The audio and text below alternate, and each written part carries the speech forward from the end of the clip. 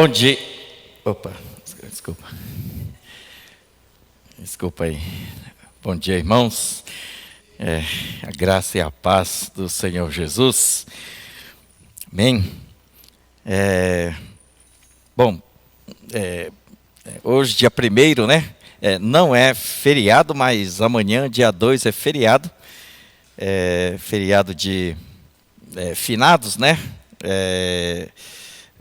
Pela lembrança daqueles que já morreram.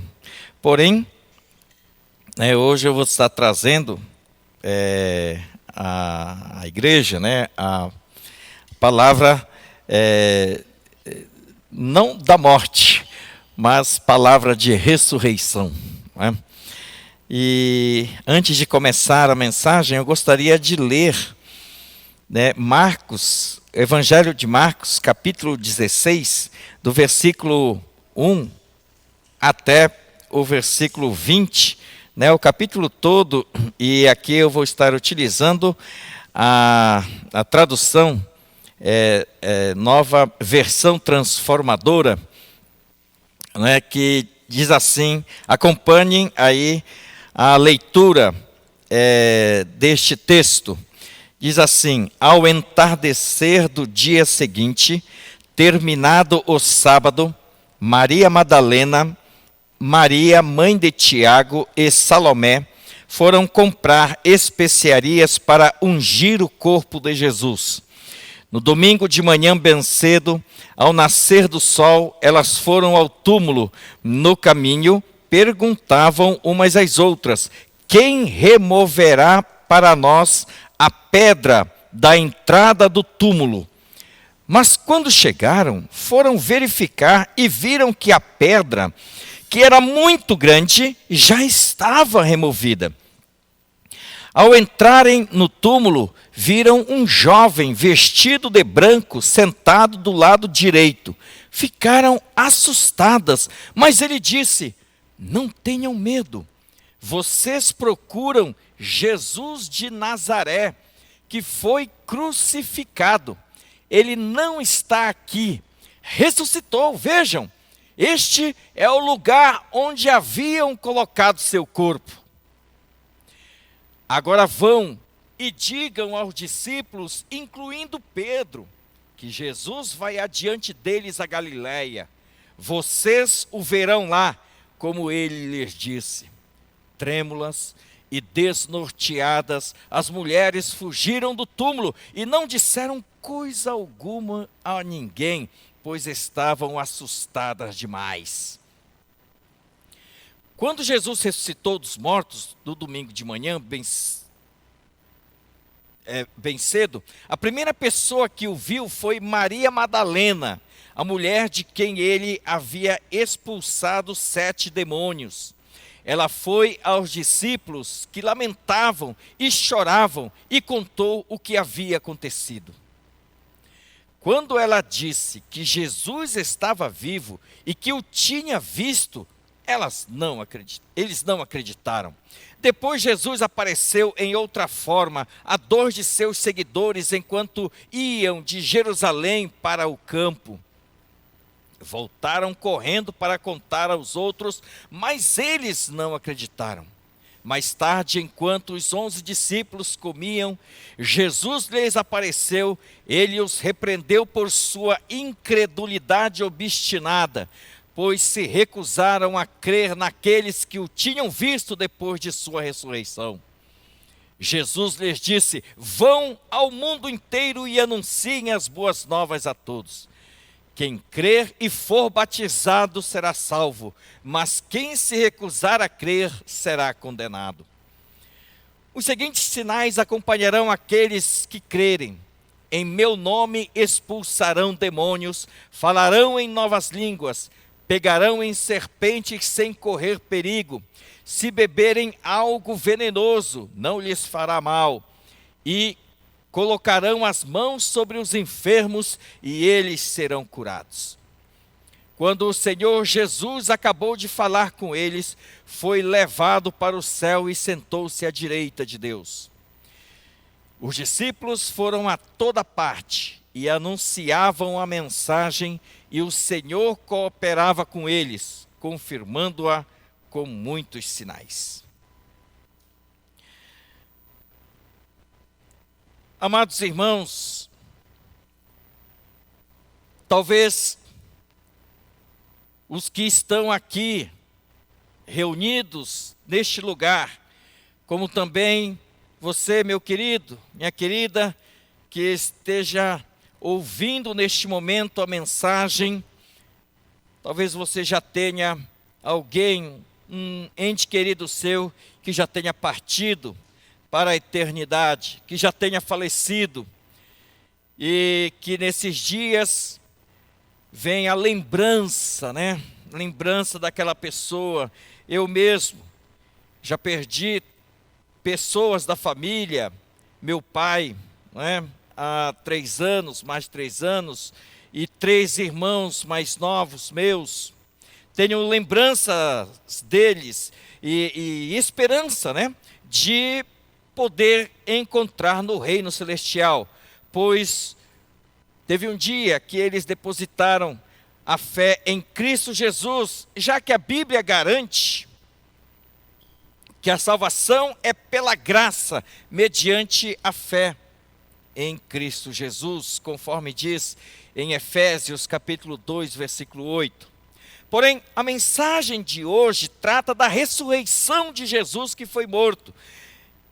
A ressurreição foi um fato que triunfou sobre a morte. A morte seria aqui o último e cruel inimigo do homem.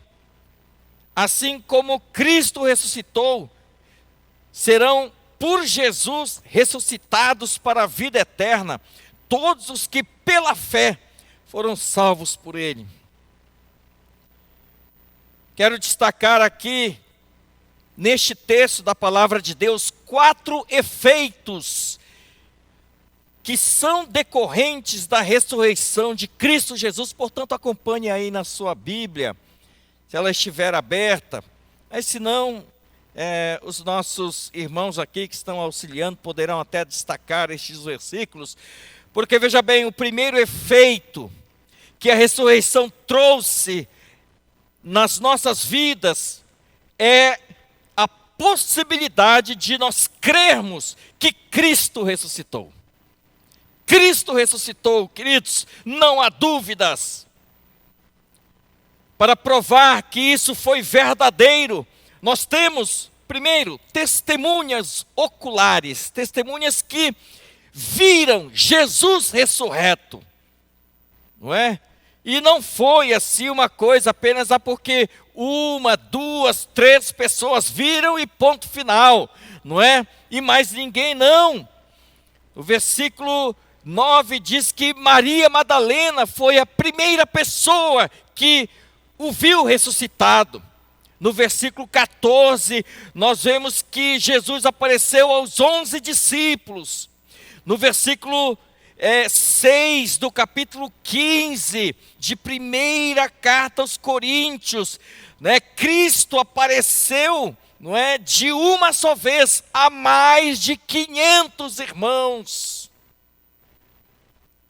Fora as outras aparições, não é? Então, não foi algo simplesmente porque um ou outro viu. E Jesus então passou ensinando, né, fortalecendo as pessoas durante 40 dias. Durante 40 dias, foram dias suficientes para que centenas de pessoas vissem. E com certeza, Cristo estava com o corpo transformado, corpo ressuscitado. E Ele se encontra hoje com este mesmo corpo. E nós vamos encontrar Cristo no reino celestial, vendo aquele corpo que não envelhece, não é? Que não se degrada, porque a biologia, digamos, a bios que está em Cristo é a biologia da ressurreição.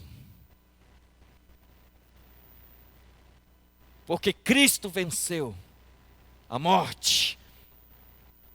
Bom, mas algumas pessoas vão dizer assim, eu não, tá, tudo bem, mas é uma mentira bem contada e espalhada e reiterada, né? Se você mente e espalha essa mentira repetidas vezes, não é? Isso se torna verdade.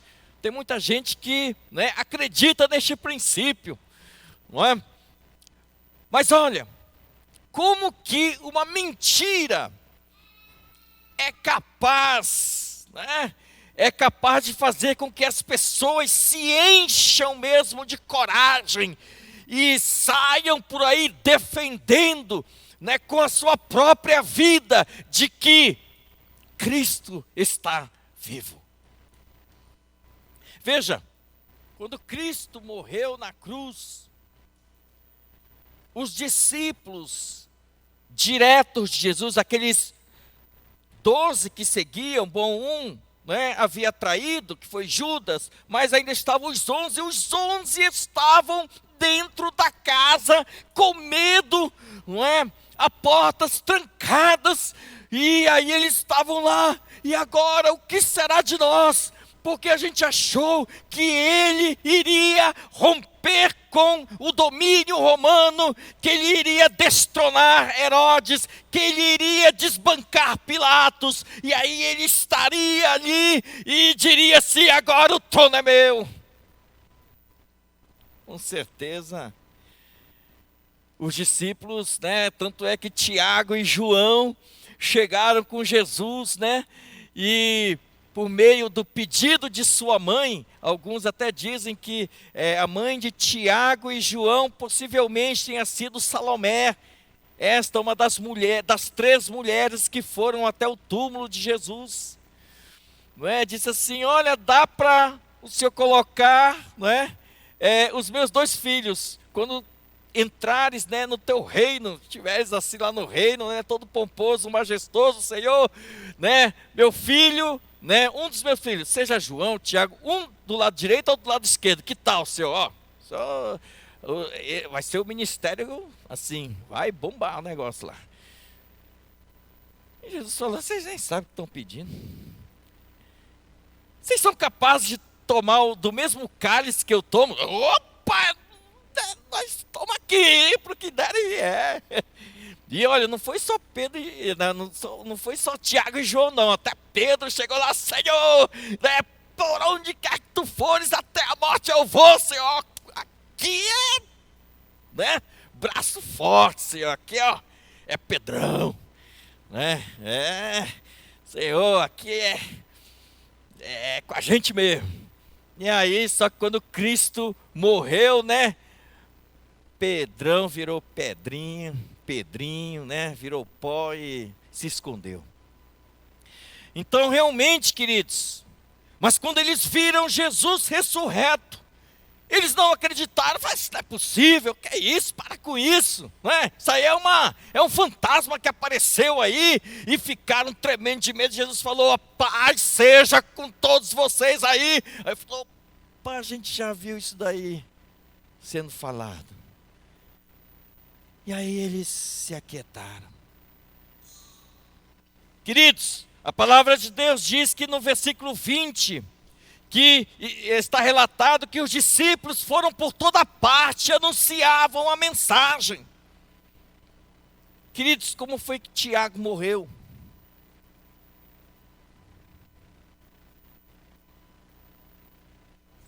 Com o seu corpo partido.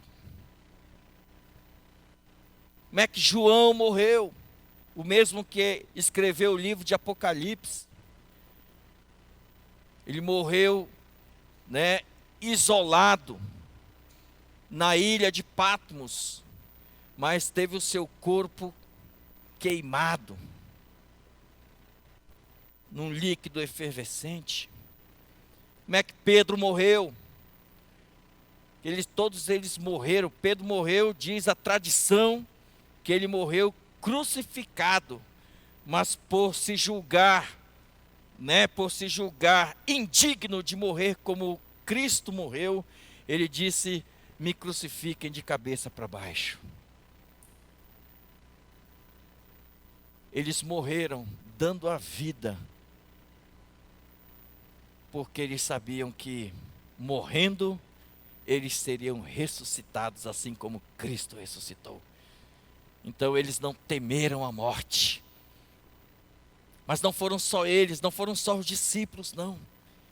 Os cristãos, ao longo de 3 séculos no Império Romano, foram jogados na arena para serem devorados pelos leões, por não negarem a Jesus, e foram, né, alvos, né, de gladiadores, né, que acabaram matando assim muitos cristãos, só porque não renunciaram a Cristo Jesus. Então, crer no fato de que Cristo ressuscitou é o primeiro efeito da ressurreição de Jesus. O segundo efeito é a vida de esperança na redenção do ser humano e da natureza criada. Se nós observarmos do versículo 16 a 19, né, o Senhor Jesus lança a esperança. Eles dizem: vão e pregue o Evangelho, né? Olha, quem crer e for batizado será salvo, quem não crer será condenado, né? Então ele diz: olha, quem crer e se for batizado será salvo. O batismo é a consequência de todo aquele que crê. Não tem esse negócio de dizer: eu criei, mas não quero ser batizado. Se você creu, meu irmão, então seja batizado em nome de Jesus. Mas eu já sou batizado e tal, só que eu estou meio afastado, estou mais para lá do que para cá, né? Não, queridos, olha, bem, mas Deus quer que você, não é, já se coloque no caminho, já siga Jesus, já volte para o caminho, porque realmente o poder da ressurreição habita na tua vida. Aleluia! Olha só, queridos, porque quem crer será salvo, né? Quem crer e for batizado será salvo, mas quem não crer, muito menos pode ser batizado, será condenado. Viver crendo no Jesus ressuscitado muda tudo. Podem ocorrer várias tempestades que queiram desestabilizar a nossa paz, mas a fé firmada no Cristo vivo terá sua esperança renovada, pois sabe que nem mesmo a morte é o fim das coisas. Cristo é quem conduz, não somente aqui nesta vida, mas por toda a eternidade. Além disso, fauna e flora, toda a criação, queridos, será redimida, renovada, conforme podemos ver a promessa em Romanos, capítulo 8, do versículo 19 a 21. Você pode até anotar depois e dar uma consultada lá. Romanos 8, de 19 a 21, diz que a natureza, a criação, geme e suporta até a redenção dos filhos de Deus, não é? Com grande expectativa, o dia em que os filhos de Deus serão revelados. Deus vai redimir, restaurar essa terra. Mas isso vai acontecer. O mesmo Deus que criou será o mesmo Deus que há de renovar. Mas Ele vai renovar quando todos nós formos restaurados na eternidade. A palavra de Deus diz que nós viveremos em novos céus e nova terra, onde habita o Senhor. Queridos, o terceiro efeito, a terceira consequência é a restauração das biografias. Maria Madalena, Pedro e dos 10 discípulos, neste texto aqui nós podemos ver que tiveram suas biografias renovadas. Veja o versículo 9 do capítulo 16 de Marcos, diz: quando Jesus ressuscitou dos mortos no domingo de manhã, bem cedo, a primeira pessoa que o viu foi Maria Madalena, a mulher de quem ele havia expulsado 7 demônios. Queridos, se a ressurreição de Jesus fosse uma farsa, em que o escritor, que foi Marcos aqui no caso, né, ele quisesse, junto com os outros também, maquiar uma farsa, né, dizendo que Jesus ressuscitou, por exemplo, no sentido de dizer assim, mas tal pessoa viu, né, que Cristo ressuscitou. Eles não teriam escrito que a primeira pessoa que viu Cristo ressuscitado fosse Maria Madalena. Eu vou dizer por quê. Vou dizer por quê. Não é? Quando você quer provar um fato, você quer trazer argumentos fortes.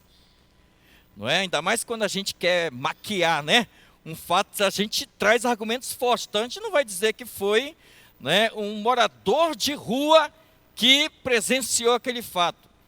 Qual é o RG dele? Ele não tem RG. Então como é que ele vai testemunhar?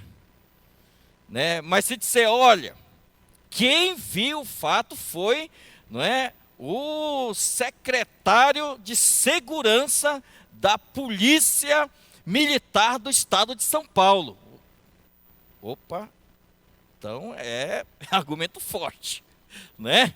Já pensou? Foi o sumo sacerdote Anás, né? E o outro Caifás, né? Sogro e genro, que viram-lhe Jesus ressurreto. Pronto, aí, né? O escritor estaria bem respaldado. Mas ele coloca, foi Maria Madalena, uma mulher.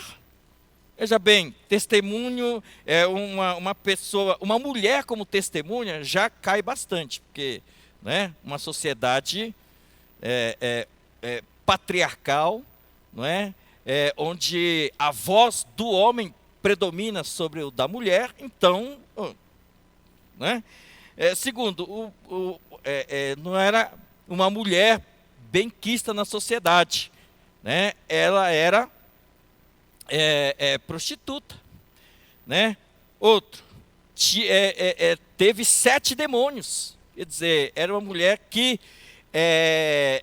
a sua psique estava toda desmontada, toda dilacerada, a sua alma não tinha firmeza, não é? Então os demônios faziam festa na vida dela,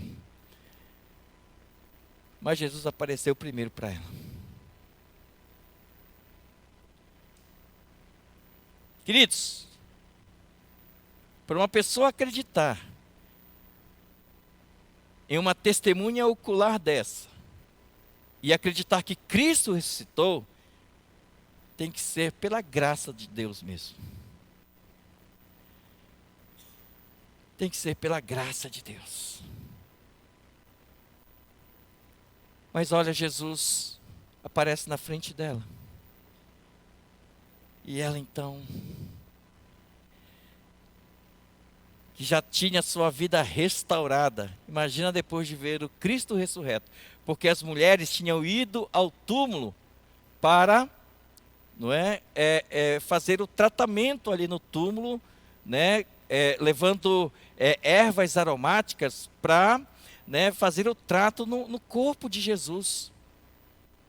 Porque José de Arimateia, né, que era um dos fariseus ali, né, da alta corte lá, um dos líderes, né, que pediu licença para sepultar no túmulo dele, né? Então, assim, ele só enrolou com um pano, certo? Mas aí essas mulheres, por isso elas foram lá, né? Domingo de manhã, ainda de madrugada, o sol nem tinha se levantado, elas foram lá. Mas aí viram o túmulo vazio.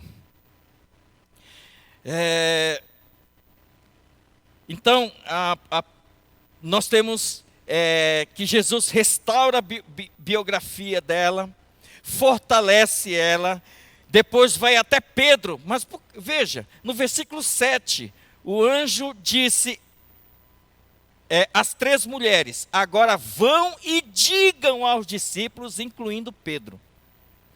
Mas por que nome de Pedro foi ressaltado aí? Bom, né, em parte nós podemos dizer que Marcos, né, sendo o amanuense, né, ou o escriba de Pedro, Marcos era um auxiliar de Pedro, né, então Marcos, né, o Espírito Santo direcionou para escrever o nome de Pedro. Mas o interessante é que Pedro aqui é ressaltado, e se nós fizermos a associação com o fato de que antes da crucificação, ali, né, Pedro negou Jesus 3 vezes, com aquele com quem ele andou durante 3 anos. Realmente, porque Jesus quis restaurar a vida dele. E de todos os 11. Então, olha, assim, não importa o quanto a gente já tenha desandado por aí, tenha feito coisa errada, e tenha pensado assim, sabe, acho que para mim, eu não tenho jeito mesmo. Eu acho que dificilmente Deus vai me aceitar. Não, Deus vai te aceitar. Deus vai te aceitar. E Ele quer restaurar, Ele quer ressuscitar a tua biografia. Não é porque alguém disse que você não tem capacidade, que você não tem valor, que você não presta. Não é? Como o pastor Luiz tem falado bastante, a questão, né, do falar, daquilo que sai da nossa boca. Sabe, de pai e mãe chegar com o filho e falar: puxa, você não consegue fazer isso, né? Puxa, você é burro. Né? Aí depois a pessoa fala assim: mas eu só falei uma vez. Só que aquela única vez que a pessoa falou, o filho guardou e levou para a vida toda. Tem filho que fala assim: eu vou mostrar para o meu pai que eu não sou burro. E aí ele constrói o projeto de vida para provar para o pai que ele não é burro coisa nenhuma. Mas não é assim que Jesus trata a gente, né? Dessa forma degradante. Veja, Maria Madalena, né? Que tinha essa vida assim, que na verdade Satanás fazia festa. Nessa vida, Jesus reergue e coloca nela um ministério, o ministério de auxiliar o próprio Jesus.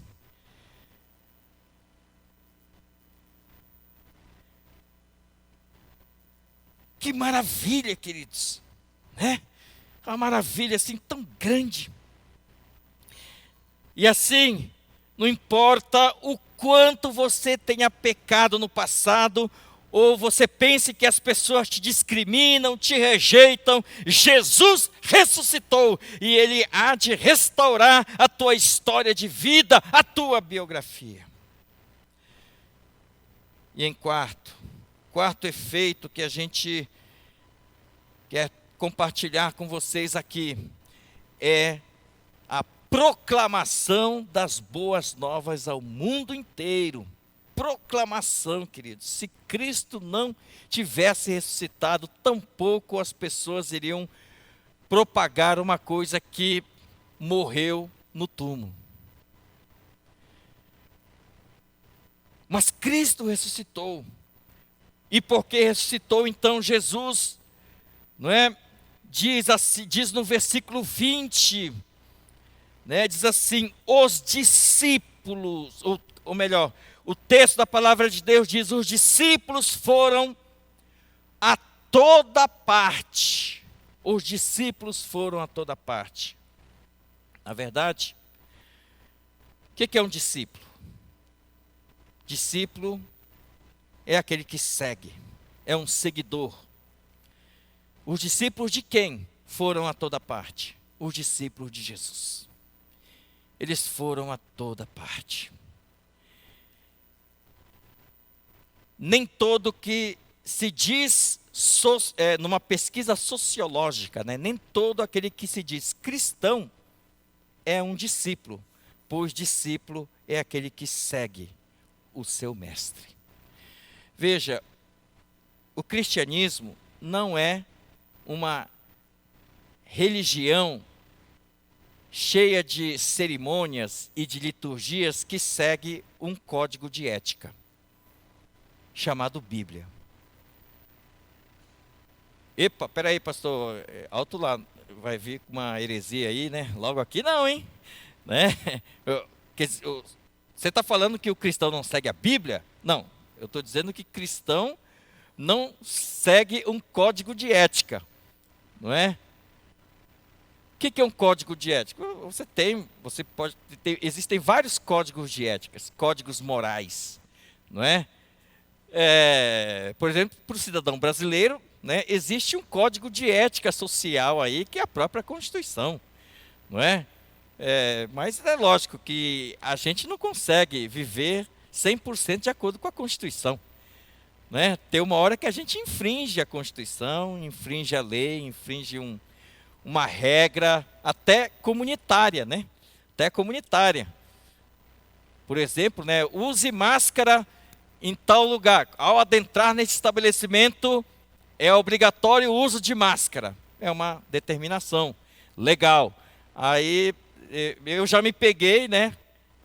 Nesse tempo aqui que a gente, sei lá, eu tô achando que eu tô meio relaxado já. Antes eu ficava com máscara, com aquela viseira de acetato, né?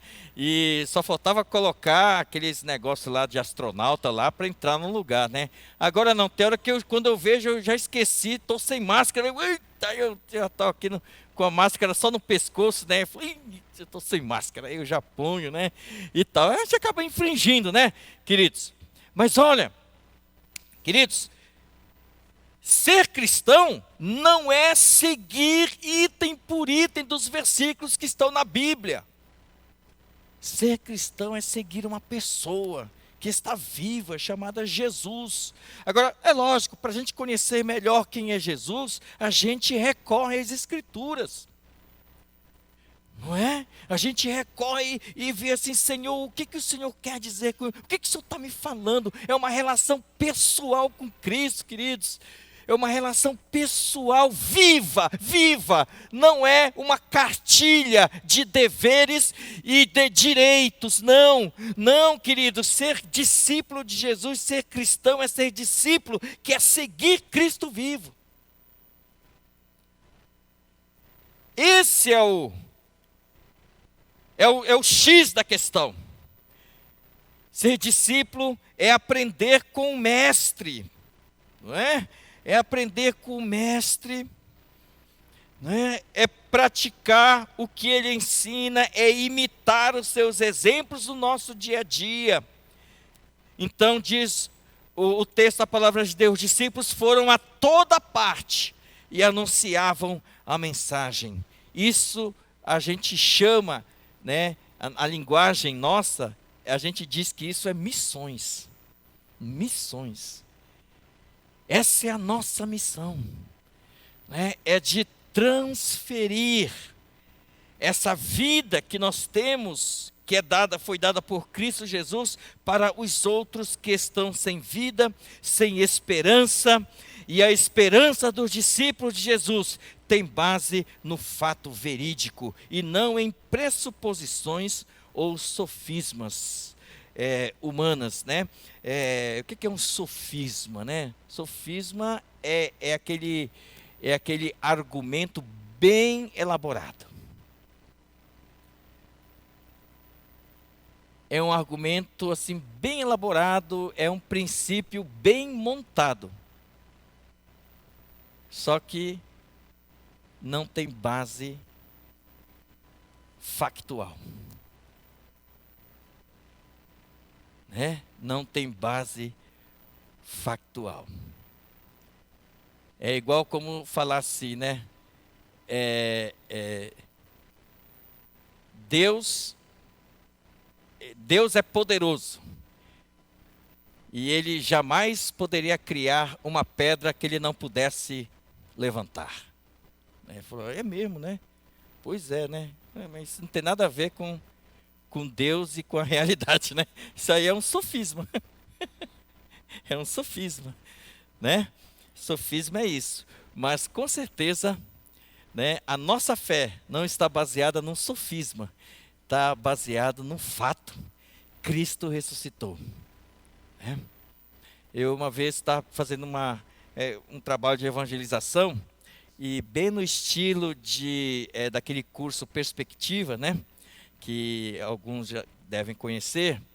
E então eu estava no campus universitário ali do ABC, né? Na faculdade do ABC. E eu entrei lá, né? E comecei a fazer uma abordagem com os estudantes lá. E eu falei assim, qual a sua religião? Ah, eu sou católico. Muito bem, você, como católico, você acredita na Bíblia? Acredito. Acredita em Deus? Com certeza. Acredita que Cristo morreu na cruz? Ah, com certeza. Acredita que Cristo ressuscitou e está vivo hoje? Aí não. Aí não. Que ele morreu, né? Mas. E assim eu fui perguntando para um, dois, três, perguntei para uns 10, né? De 10, um ou dois, assim, eu acho que sim, viu? Eu acho que sim. Nós, como discípulos de Jesus, nós precisamos crer, de fato, que Cristo ressuscitou. E a ressurreição de Cristo é que nos dá a esperança para ter a vida transformada hoje, não é? E a vida ressuscitada depois da morte. No dia que Cristo Jesus vier para dar o ponto final na história, né, ele há de ressuscitar todos aqueles que já morreram, e os que estão vivos, que estiverem em Cristo Jesus, serão transformados de corpo mortal para corpo espiritual incorruptível, ou seja, aquele que não se corrompe, não se degrada, né, e vai viver eternamente no céu. Pastor, como é que é esse céu aí? A gente vai morar no meio das estrelas? Bom, a palavra de Deus diz que no livro de Apocalipse, né, no final, que haverá novos céus e nova terra, onde habitará a justiça, né? Então, se nós vamos ter corpo, né, assim como Jesus comeu, né, com o corpo ressurreto, comeu lá um peixe assadinho ali, né, no fogo ali, junto com os 2 discípulos de Emaús, né, que estavam de Jerusalém para o campo, assim também nós vamos poder, né, viver como Cristo demonstrou com o seu corpo ressuscitado. Nós vamos orar e depois vamos ter o momento da ceia. Tá? Pai querido, muito obrigado, Senhor, porque o Senhor está vivo. A nossa fé não se baseia em um monte de palavras bem montadas. A nossa fé não está montada numa série de argumentos lógicos. A nossa fé está montada na tua ressurreição. A nossa fé está montada na criação e na recriação.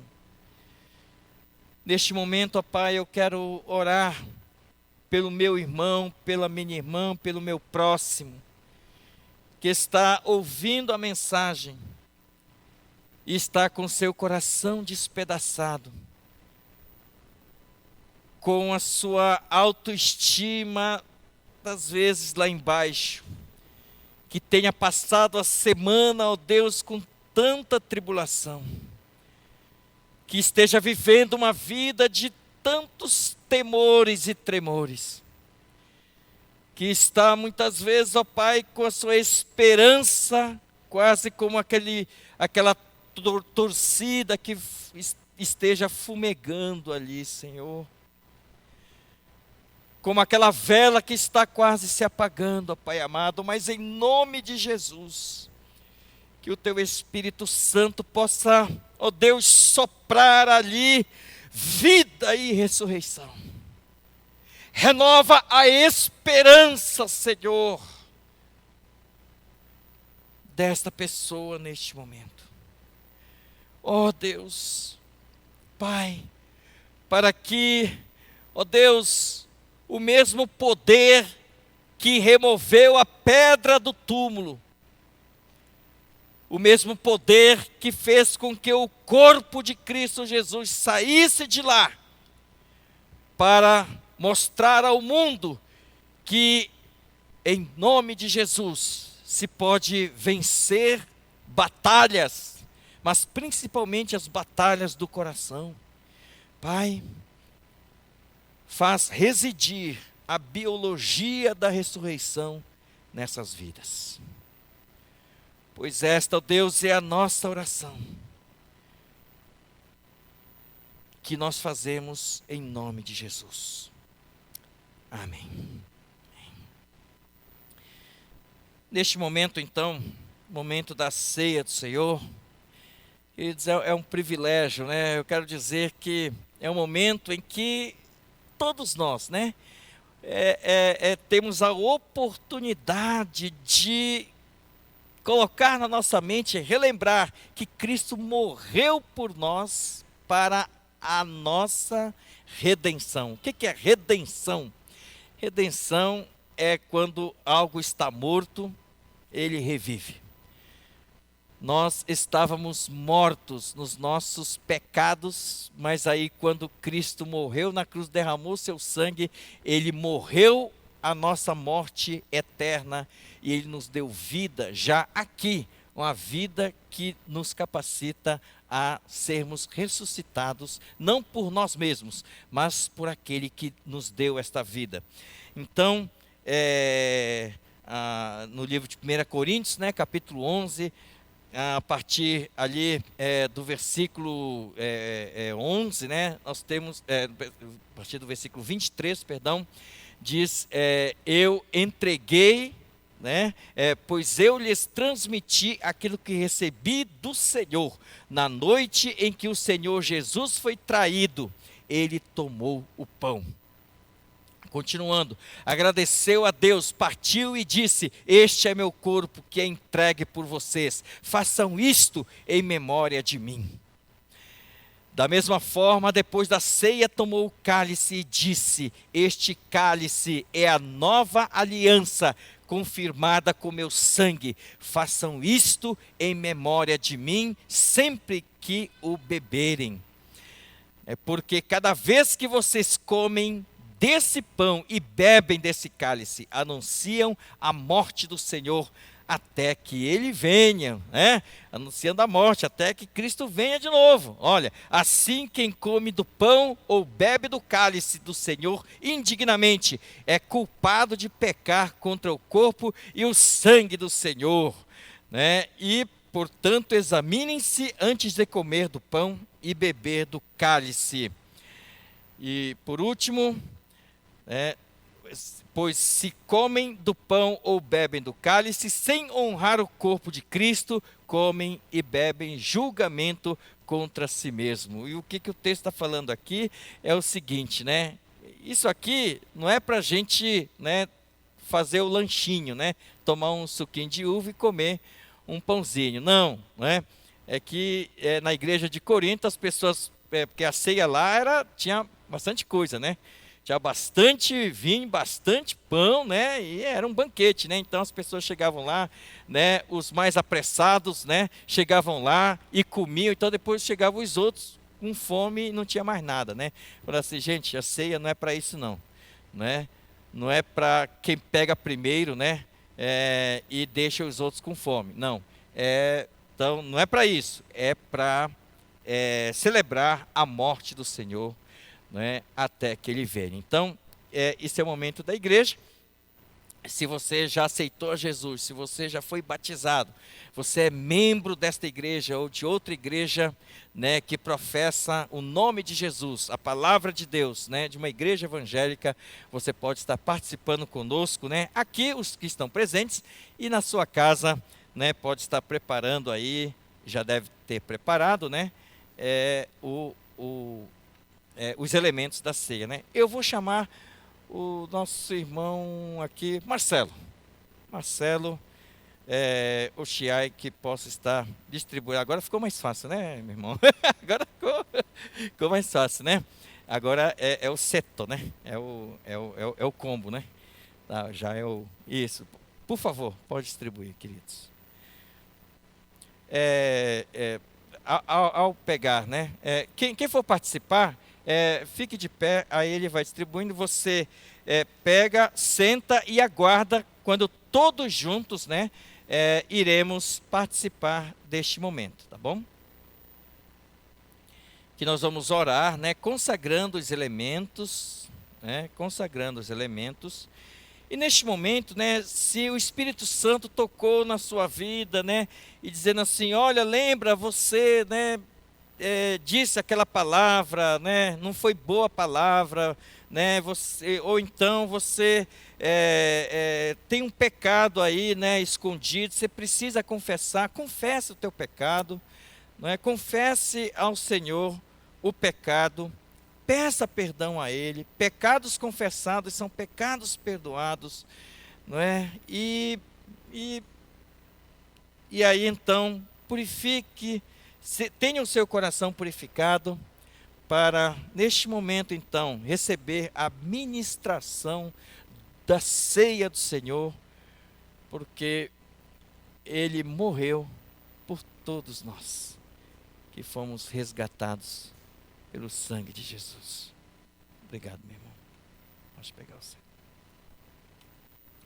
Então vamos orar. Ore aí também na sua casa. Ore aí também juntamente com a sua família. Pai querido, muito obrigado, Senhor, pela morte do Senhor na cruz do Calvário. Obrigado, Pai, porque o Senhor nos ama. E este amor fez o Senhor sentir todas as dores da crucificação e das perfurações de lanças, ó Pai, e a coroa de espinhos também. Ó Deus, foi para que os nossos pecados fossem perdoados e tivéssemos a vida eterna. Muito obrigado, Senhor. E neste momento, compartilhar com meu irmão, minha irmã, neste momento, e assim, ó Pai, venha ministrar em cada coração, abençoando, santificando, purificando, fazendo com que a tua igreja seja esta linda noiva, cada dia mais linda, cada dia mais embelezada, para se encontrar com o Senhor no dia que o Senhor voltar. Em nome de Jesus, amém. Amém? Então, pode abrir aqui, né? E primeiro servir do pão, né? Servir do pão aqui. Vamos ver aqui. Te destaca, né? Tem aqui. Vamos comer do pão.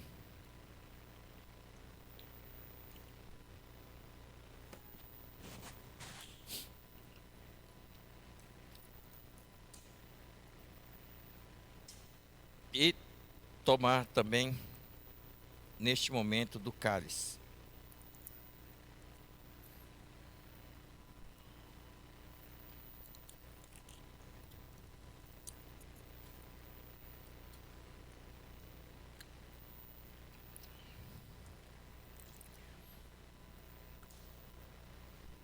Deus abençoe.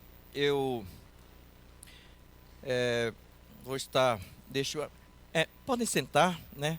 Podem sentar. Ao sair, né? Podem descartar este elemento ali. Tem um cesto, né? Lixo, né? Tem, né? Pode descartar lá, tá bom? Então, vou orar agradecendo e depois a bênção apostólica, né? Não esqueçam, queridos, de ver os avisos no boletim e também reiterar, né, que no próximo domingo o culto será às 9 horas, será das 9 às 10, tá?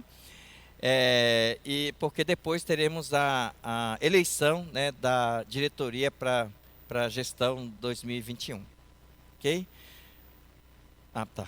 Depois o pastor vai te fazer. Senhor, muito obrigado por tua graça maravilhosa, o teu grande amor, ó Pai, o teu perdão sobre os nossos pecados. Agora eu convido a igreja a se colocar de pé, né, para a bênção apostólica.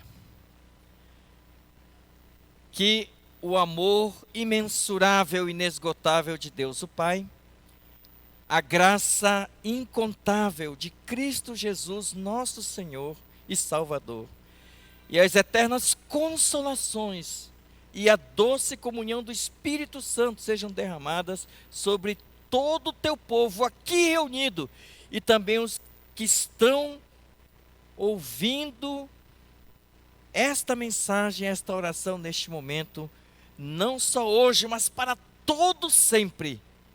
Amém. Podemos assentar. Bom, os familiares podem se cumprimentar, podem se abraçar, né? E aí na casa também. Muito obrigado, queridos. Deus abençoe. Pastor. Alô, alô. Bom dia a todos. Eu quero